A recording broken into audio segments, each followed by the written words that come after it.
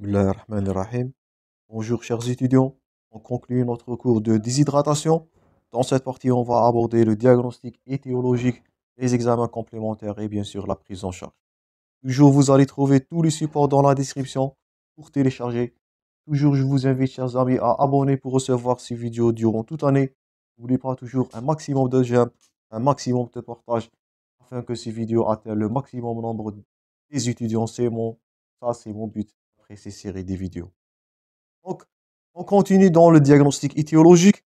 Donc, dans l'enquête étiologique, toujours comme toute conduite à tenir, l'anamnèse suivie par l'examen clinique et bien sûr le bilan à viser qui est étiologique. Donc, il ne faut pas banaliser l'anamnèse, l'interrogatoire. Donc, je répète toujours, c'est une compétence que tout médecin doit acquérir. Un examen clinique, chercher les signes de déshydratation extra ou intracellulaire qu'on a vu précédemment dans la partie précédente. Je vous invite à consulter la partie précédente et le cours de déshydratation pour mieux comprendre. Toujours, je vous invite à suivre l'enchaînement du cours. Donc, à visite étiologique, là, on va faire le recours à un examen cytobactériologique des urines. On va faire le recours à un téléthorax, chercher une infection, la coproculture, la parasitologie des selles, la numération de la formule sanguine, la CRP qui va être élevée devant une infection et la ponction lombaire dans certains des cas pour rechercher une infection ou bien de la méningite qui est secondaire. Je vous invite toujours à consulter le cours de diarrhée où on avait parlé de gastrite ou bien d'une diarrhée qui est entérale ou parentérale. Donc, parmi les causes, et une autre localisation, soit neurologique, soit pulmonaire, soit urinaire. C'est les indications de ces examens paracliniques. J'espère que c'est clair pour les examens paracliniques. Donc, comme étiologie, donc les pertes peuvent être des pertes digestives. Donc, là, les causes, ce sont les diarrhées et les vomissements, notre cours précédent. Parfois, c'est des pertes rénales. Donc, on parlera de polyurie. Donc, ça, c'est le cas dans le diabète sucré ou le diabète insipide. Je vous invite à consulter le cours où on avait parlé de polyurie, polydipsie, polyphagie. Il peut s'agir des causes respiratoires, la détresse respiratoire par hyperventilation. Je vous invite aussi à consulter le cours de détresse respiratoire chez le nourrisson. Ou bien, parfois, c'est cutané, c'est des brûlures. Donc, ça, c'est à retenir. Les étiologies de la déshydratation sont digestives, diarrhée, vomissement. Ça, c'est à retenir. J'espère que vous allez noter ça. C'est primordial. Rénal, c'est la polyurie. Diabète, faites attention dans ces deux types, diabète sucré ou diabète insipide. C'est une cause de déshydratation chez le nourrisson. Les détresses respiratoires par hyperventilation aussi, c'est une cause, c'est une étiologie de déshydratation.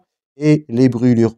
Donc, tout ça sont des étiologies, des causes devant cette circonstance-là, ces circonstances-là, évoquer la déshydratation, rechercher-la et traiter toujours par la solution, par la réhydratation orale.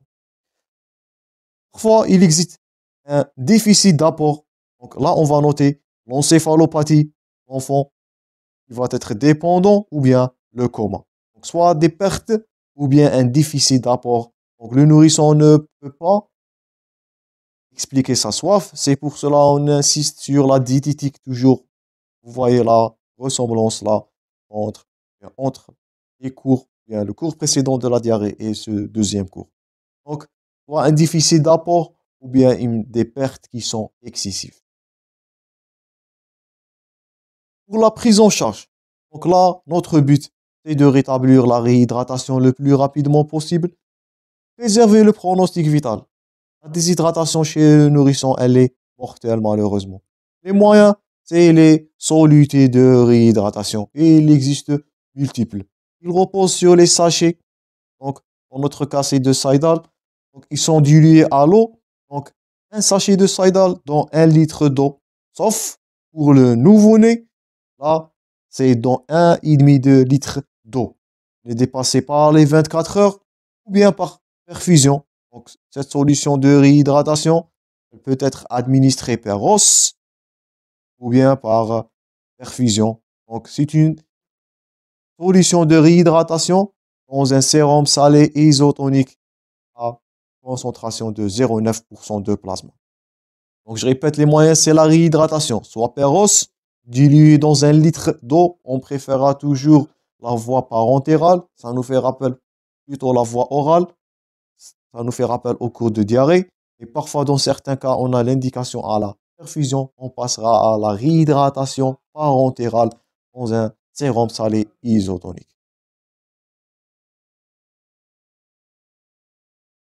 Les pertes y sont estimées selon l'importance de la diarrhée. Donc, en moyenne, on notera une perte de 50 cc par kilogramme. Donc, là, c'est l'interprétation. Donc, 3 à 5 selles par jour, qui est pathologique. Là, on a une perte qui est estimée à 25 cc par kilogramme. Donc, ça nous fait rappel, bien, ça fait partie de notre conduite à tenir, de notre réhydratation. Au-delà de 5 à 8 selles par jour, on estime une perte côté de 50 cc par kilogramme. Donc, on va calculer notre dose à administrer selon le nombre de selles. Donc, 3 à 5 selles par jour. On va adapter la posologie à 25 cc par chaque kilogramme en pesant toujours notre nourrisson. Si le nourrisson ou bien le patient il a 5 à 8 selles par jour, on va adapter la posologie à 50 cc par kilogramme. Donc, c'est 50 cc de solution de réhydratation pour chaque kilo s'il s'agit de perte de 5 à 8 selles. En cas de plus de 8 selles par jour, une déshydratation sévère. Donc là, la posologie, elle est adaptée à 75 cc de solution de réhydratation par kilogramme. Donc 3 à 5 selles, 25 cc par kilogramme. 5 à 8 selles, 56 cc par kilogramme de solution de réhydratation et c'est la moyenne. Ou bien plus de 8 selles, donc c'est 75 cc de solution de réhydratation par kilogramme. J'espère que c'est clair pour la réhydratation. Selon la sévérité, donc, on a deux critères. Donc, s'il y a des pertes qui sont inférieures à 5% ou bien des pertes situées entre 5 et 10%. Donc, ça nous fait rappel aux critères de déshydratation. C'est pour cela qu'on a insisté sur l'évaluation de l'état de déshydratation. Donc, dans le premier cas, une déshydratation qui est minime. Donc, c'est compenser les pertes en cours. Donc, c'est 10 à 20 ml de sérum ou bien de solution de réhydratation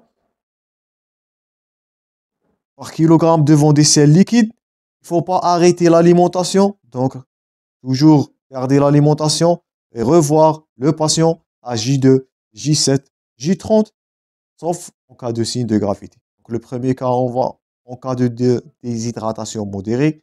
Les pertes y sont estimées, je répète, à 5% du poids corporel de nourrisson. Donc, pour prévenir la déshydratation, une solution de réhydratation orale, je répète, on préfère toujours la voie orale. On n'a le recours qu'à la voie parentérale en cas de complications ou bien d'impossibilité d'administrer le traitement par réhydratation par voie orale. Suivre le patient et rien à signaler sauf en cas de signe de gravité. Dans le deuxième cas où la déshydratation elle est modérée, moyenne ou bien plutôt sévère, 5 à 10%, donc c'est l'hospitalisation. Donc pendant 4 heures en hospitalisation du jour.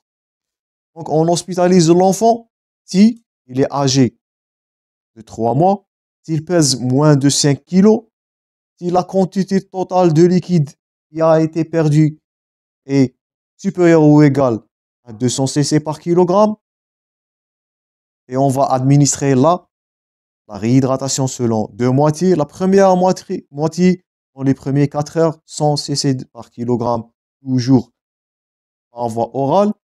L'autre moitié, donc, elle est administrée par lait ou bien par une solution de réhydratation orale qui est pesée par le poids et la date et l'heure. Donc, et l'enfant là, il est examiné tous les 30 minutes pendant ces 4 heures. Donc, le deuxième cas, en cas une déshydratation côté de 5 à 10%, l'hospitalisation pendant 4 heures en hôpital 10 jours, si l'âge il est très jeune ou le poids de l'enfant est moins de 5 kg, la quantité totale de liquide qui est administrée c'est 200 cc par kilogramme. à administrer par deux moitiés. La première moitié en premier 4 heures, donc par solution de réhydratation orale. Et la deuxième moitié, c'est par le lait ou la solution de réhydratation orale. Donc là, examinez le patient tous les 30 minutes en comptant le nombre de selles. Recherchez les plis de déshydratation. Recherchez la langue qui est saburale, donc les muqueuses qui sont sèches et bien sûr les fontanelles. C'est tout ce qu'on a vidé précédemment dans les signes cliniques de déshydratation. Après ces 4 heures, on a trois situations. Si l'état du patient est bon, donc c'est la sortie et à revoir dans J2, J7, J30 comme le premier protocole, protocole A, ou bien stationnaire s'il reprend, ou bien s'il répond au traitement, ou bien s'il s'agit d'aggravation, on va passer au tableau C. Donc on a trois tableaux de réhydratation. Tableau A en cas de perte inférieure à 5%. Tableau B en HDJ, en hôpital de jour, 4 heures avec évaluation tous les 30 minutes. Ça, c'est du tableau B. Et s'il ne répond pas à ce tableau-là, on va passer au tableau C. Donc, ce que vous êtes censé à retenir, ce qu'on a trois tableaux de réhydratation. Tableau A, tableau B, tableau C. Tableau A pour les pertes qui sont inférieures à 5%. Tableau B pour les pertes situées entre 5 et 10%. Et si ce dernier, ça ne marche pas, on passera au tableau C qui est réservé aux aggravations. Ce tableau C, donc, c'est la réhydratation, mais cette fois-là, c'est pas oral, c'est par voie intraveineuse. Donc, tableau A et tableau B, là, la réhydratation, elle est orale. Donc, je répète, c'est per os. Sauf le tableau C, le dernier tableau, qui est réservé en cas d'échec de la réhydratation orale ou bien en cas d'un tableau grave, ce qui explique une déshydratation qui est supérieure à 15%. On récapitule. Inférieur à 5%, tableau A, réhydratation orale. Deuxièmement, entre 5% et 10% de perte corporelle, c'est du tableau B, c'est la réhydratation orale et à évaluer pendant ces 4 heures dans le séjour en hospitalisation en HDJ. Si ça ne marche pas, on passera au tableau C qui est réservé à l'échec de la réhydratation orale ou, notez ça bien, en cas d'un tableau grave d'emblée, c'est une déshydratation qui est supérieure à 15%. Donc, vous allez adapter votre tableau de réhydratation, soit A, soit B, soit C, selon, je répète, la pourcent ou bien le pourcentage de perte qu'on a insisté sur l'examen clinique. Donc, j'espère que c'est clair pour les tableaux A, B et C. Passons maintenant au protocole de réhydratation pour les trois cas isonatrémique, hyponatrémique et hypernatrémique avant de conclure ce cours. Donc, à retenir pour une réhydratation, d'une déshydratation qui est isonatrémique. Là, on va parler d'une natrémie qui est située entre 130 et 150. Notez ça bien, faites attention dans vos cas cliniques. Donc, ça diffère la prise en charge ou bien le mode, le protocole d'administration de solutions de réhydratation selon la tonie de perte. Donc, soit premièrement isotonique, ou bien isonatrémique. Une réhydratation isonatrémique, on parlera de natrémie entre 130 et 150 milliequivalents par litre. Donc, on l'administrera en 2 heures, 20 millilitres par kilogramme de sérum salé isotonique en plasma. On corrige premièrement par le sérum salé. Deuxièmement, 30 millilitres par kilogramme de sérum salé en 1h30. Donc, pendant ces 2 heures, en 20 minutes, on administrera 20 millilitres de CC, de sérum salé. On passera après 1h30 à 30 millilitres de sérum salé en 1h30. Après ces 2 premières heures, donc, on va faire notre point de contrôle. On va peser notre patient, le poids. On va rechercher la diurèse. Si la diurèse elle améliore, donc on continuera le point à 4 heures. Si ça ne marche pas, on passera au transfert en réanimation pour un dialyse. Toujours on adapte la réhydratation en fonction du ionogramme. En 4 heures, on va passer à 50 millilitres par kilogramme de solution de réhydratation. faire notre point une deuxième fois à 4 heures. Donc, faire notre premier point à 2 heures, un deuxième point à 4 heures. S'il y a disparition, signe de déshydratation, donc on va passer à une réalimentation semi-liquide et compenser les pertes en cours. En cas de vomissement, on va mettre le patient sur une ration basse intraveineuse. Donc je répète, en cas de réhydratation isonatrymique, on a deux points à faire. Le premier à 2 heures, le deuxième à 4 heures de contrôle. Le premier point, il est basé sur le sérum salé isotonique. Le premier point, il est basé sur la diurèse et le poids. Si ça ne marche pas, on passera à la réhydratation ou bien à la réanimation pour un dialyse. Le deuxième point, il est fait à 4 heures et la deuxième thérapeutique, elle est basée sur la solution de réhydratation. Donc, premier protocole, c'est par du sérum salé isotonique. Deuxièmement, on passera aux solutions de réhydratation aiguë. Donc, deux points à faire, garder en tête 2 heures et 4 heures. Et toujours, on pèse notre patient et on compte la diurèse. Ce sont les critères à évaluer l'état de déshydratation et l'amélioration du patient. J'espère que c'est clair pour la réhydratation isonatrymique. Deuxièmement, la réhydratation hyponatrymique ou bien devant une déshydratation hyponatrymique. Donc là, on parlera d'une natrémie qui est inférieure à 130 milli-équivalents par litre. Donc dans les 2 premières heures, c'est le même schéma identique. Toujours, on fait la réhydratation par solution isotonique, sérum salé isotonique. Donc dans les 2 premières heures. À partir de la deuxième heure, donc là, on a une déshydratation qui est hyponatrémique. On a corrigé la volémie. Maintenant, on va corriger l'hyponatrémie. Donc, on va ajouter la natrémie. La quantité, elle est calculée en milli-équivalents selon l'équation. Donc, 135, c'est le temps normal de la natrémie. On va lui soustracter le natrémie du patient et diviser par, oui, multiplier par 0,55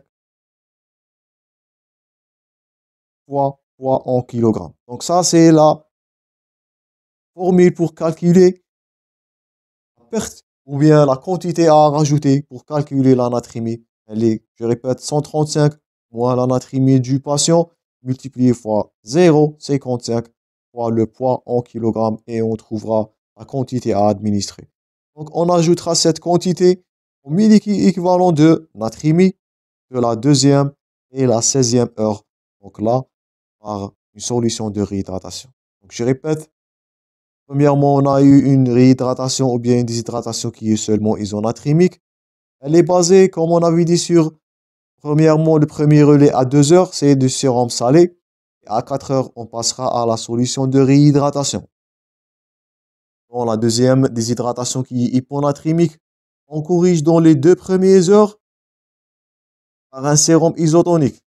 Donc c'est le même protocole comme une réhydratation isotonique. Mais à partir de la deuxième heure, on corrigera l'hyponatrémie qui est calculée par la formule que vous êtes censé de connaître. Et cette natrémie, elle est ajoutée en 2 heures et 16 heures dans une solution de réhydratation. J'espère que c'est clair pour la déshydratation hyponatrémique. Passons maintenant à troisième cas, donc la déshydratation hypernatrémique. Donc là, on parlera d'une natrémie qui est supérieure à 150. Donc là, 2 critères à retenir, c'est réduire la ration de base de 20 à 25% des cas. La correction là, elle est faite bien sur 48 heures. Donc premièrement, la réhydratation isonatrémique, elle est faite à 4 heures. Deuxièmement, devant une déshydratation hyponatrémique, elle est faite à 6 heures. Dernier cas, devant une déshydratation hypernatrémique qui est difficile à diagnostiquer, elle est faite à 48 heures. Donc, entre 6, bien dans les premières 16 heures, on donne la moitié des pertes antérieures. Entre 6 et 12 heures, on donne les pertes en cours. Entre 12 et 24 heures, on donne la ration de base. Et entre 24 et 48 heures, on va donner la moitié des pertes antérieures plus la ration de base s'il est nécessaire, bien sûr, ce sous forme de solution de réhydratation orale. Donc entre 0 et 6, la moitié des pertes antérieures, 6 à 12, pertes en cours, 12 à 24, la ration de base, et on conclut entre 24 et 48 heures, la deuxième moitié des pertes antérieures. Donc, notez bien, la déshydratation hypernatrémique, elle est à corriger pendant 48 heures selon le protocole 06, 6 à 12, 12 à 24, 24 à 48. La surveillance, elle se fait de même façon comme la réhydratation isotonique. Donc là, ça diffère selon le type. Est-ce qu'on est devant une déshydratation iso, hypo ou hypernatrémique? Avant de conclure, traiter l'étiologie, bien sûr, antibiothérapie. Donc c'est la rossifine devant la salmonelle, la shigelle ou la yersinia, le Bactrim contre la Shigella et l'Escherichia coli et la Josacine devant le Campylobacter. On administrera les antiémitiques en cas de vomissement, c'est le Molitium ou bien le Vogalin, les adsorbants, c'est le Smecta, si l'âge il est supérieur à 2 ans. Les antisécrétoires, on parlera là de Turfan, donc, mais pas de ralentisseur du transit. Notez bien que l'imodium, il est contre-indiqué, il peut donner un nilus. Donc je répète, l'antibiothérapie, les antiémitiques, les adsorbants. Donc si on vous pose la question, les armes thérapeutiques utilisées devant une déshydratation chez nourrisson, les antibiotiques, lutter contre l'étiologie là, contre la diarrhée, les antiémitiques en cas de vomissement, les adsorbants, toujours utilisés pour lutter contre les diarrhées sécrétoires, et les antisécrétoires. Mais faites attention, pas de ralentisseurs de transit, ils sont contre-indiqués chez le terrain infantile. Dernièrement, l'évolution et les complications. On note des complications rénales, c'est la thrombose, bien les thromboses des veines rénales, la tubulopathie aiguë et la nécrose corticale. On note aussi des complications neurologiques, des thromboses des veines intracrâniennes et même parfois des hématomes sous-durales. Donc, c'est pour cela on avait dit que la déshydratation, elle est mortelle dans le terrain infantile. Donc, dernièrement, une conclusion, quelques points forts à retenir. La déshydratation, c'est une cause fréquente de mortalité dans les pays sous-développés. Souvent, elle est causée par la gastro-entérite aiguë. Donc, le rôle du rotavirus toujours à impliquer. La prévention toujours par la solution de réhydratation aiguë. Toujours compenser les pertes devant les trois types de déshydratation, iso, hypo ou hypernatrémique. Donc ça, c'est tout pour le cours de déshydratation aiguë chez les nourrissons et les diarrhées. J'espère que vous avez retenu tous les points forts concernant ces deux cours. J'espère que les vidéos étaient bénéfiques. Je vous rencontrerai prochainement, chers amis, dans d'autres cours. Merci pour votre attention. Bon courage toujours dans vos préparations et à la prochaine.